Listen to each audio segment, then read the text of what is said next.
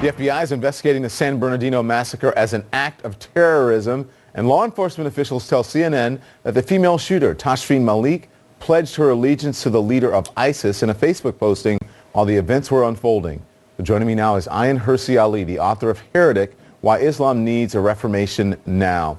Ayaan, thank you so much for joining us. Let's get to it quickly, though. The FBI announced today that it has taken the lead role in the investigation of the attack in San Bernardino and that it would be investigated as an act of terrorism. Was this the outcome that you had expected? Well, I mean, listen, a mass shooting happened in the United States of America, and we all sit down and think, what is the cause? Could it be a crazy person? If it's political violence, then where does it come from? And as things unfolded yesterday and early today, it was clear that this was related to Islamic terrorism. So I understand and I really applaud the FBI and law enforcement for being initially, very evidence-driven and data-driven and not jumping to conclusions, and we shouldn't jump to conclusions. But yeah, now we know, at least we think we know, that the two people involved in the shooting had connections with Islamic extremism or were driven by Islamic extremist ideology. What we don't know yet is why they chose to attack that particular venue at that particular time, and I think that is what the investigation is going to focus on, among other things, and who else is involved, who are the other co-conspirators. But the fact that these people are... We have been watching the news all day, and the Farook family attorneys are denying any links to terrorism, and they say it is overzealous to characterize it in that way, that it's way too soon. What do you think? I don't believe the Farook family. I do not believe the families of the Paris terrorist attackers. Any family member who is close to their loved ones who say, we had no idea what was happening, I beg to disagree with them. I know that there are signs and symptoms that they should have seen, they could have seen. That house is really very small. There's a 6-month-old baby there. There's a mother that's looking after the baby. There are packages arriving. There are people coming and going. There's a lot of activity. Said Farook's father said he comes home to pray and goes back. There's a list of signs that I would look for, and I don't know if the FBI looks for that. I don't know if American law enforcement is literate about how people become, they invest in life on earth, as in they go to work and recreate and have relationships with non-Muslims and the opposite sex and all that, and how they switch from that very slowly, sometimes a little faster.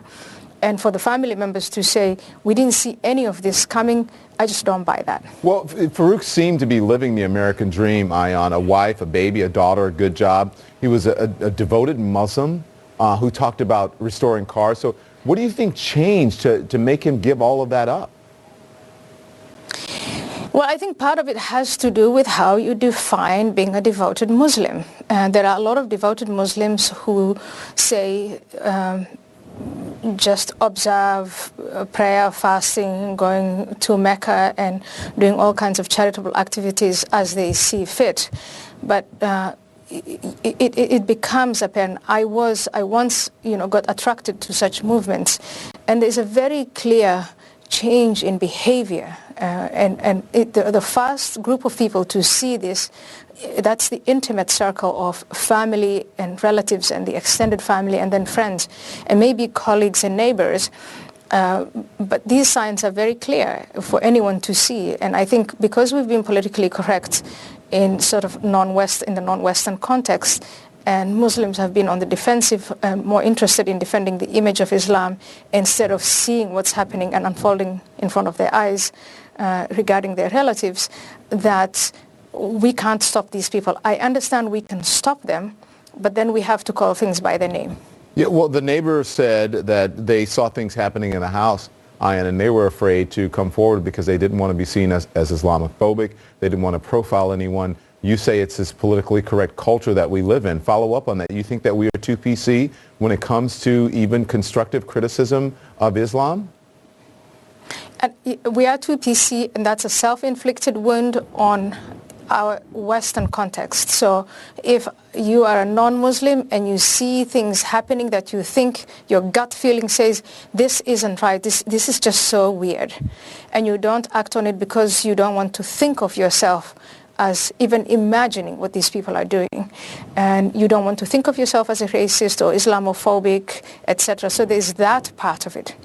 But then there's the other part of it, which is the intimate circle of family and friends, extended family, where you see your son or your daughter becoming more pious, rejecting the way the family believed before, getting more and more invested in life after death, talking in this jargon, peppering everything they say with the Prophet Muhammad said and the Quran said, as if you can't do anything without consulting the Prophet Muhammad and the Quran. Talking about life after death, sort of applying Sharia law to yourself, suddenly talking about jihad and acting. It's two sets of people, the immediate family, and then the neighbors, non-Muslim colleagues. But if you tie these two groups of people together, I think you can get to these people before they become violent. I want to talk to you about Tashfeen Malik, right, the wife, because law enforcement officials say that she posted a statement of support for ISIS, for the ISIS leader Abu Bakr al-Baghdadi online just before the attack. It appears that she could have been the one who radicalized her husband, Farook. His family says he married a terrorist. What do you make of this? Again, I don't buy that. He had bought these guns, at least what I'm getting in the news, a number of years ago before he met her or married her. I do not like the word radicalization. The word I think that is more apt is piety. The more you become pious as a Muslim in a certain way that makes people around you feel uncomfortable. And he had started to show those signs before ISIS was established and before he met this woman. Ayaan, there's been tremendous Muslim backlash here in the United States recently, fighting over the Syrian refugees, campaign trail comments about closing mosques and putting people on registries. Can this cause problems if there are people already feeling like outsiders here in the U.S.? I don't want to call it a backlash, Don. We are not seeing a backlash. What we are seeing is heightened concern. We are seeing terrorist acts committed in the name of Islam, and the public is responding to that. The public is looking to the people in government, and they're refusing to call this radical Islam. But I read the New York Times, and when something like this is reported, read the comments. The ordinary readers just call these things by their name. People are frightened and confused. I get that, but as of now, we are not really seeing a backlash, and I hope we don't see a backlash. I'm confident the American people are really decent people, and because of what happened in San Bernardino, the mass and the average American is not going to respond with violence. But in order to prevent the next massacre, we have to be honest, and we will not get this until we really use the vocabulary that the Islamists use. And unfortunately, for the peace-loving, decent Muslims, it's a challenge. Ayaan Hirsi Ali, thank you so much.